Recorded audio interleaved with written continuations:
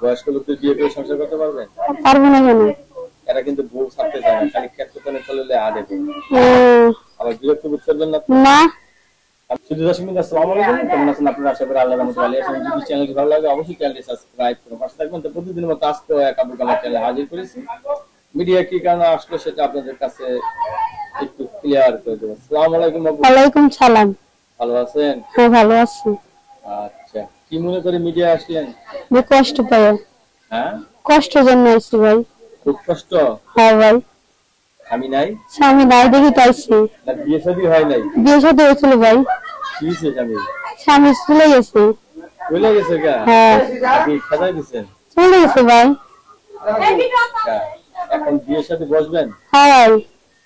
ভালো ছেলে চান না খারাপ ছেলে চান? ভালো ছেলে চাই। আপনার বয়স কত?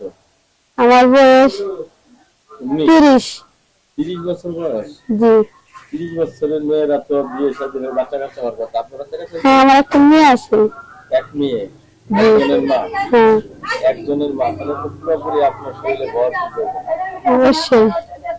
আপনি কি সংসার করতে পারবেন? অবশ্যই পারবো। বয়স্ক লোকদের বিয়ে করে সংসার করতে পারবেন? পারবো না কেন?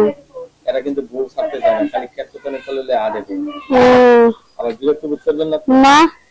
আমি পাশে থাকলে ভালো লাগে না খারাপ লাগে? ভালো লাগে। ভালো লাগে?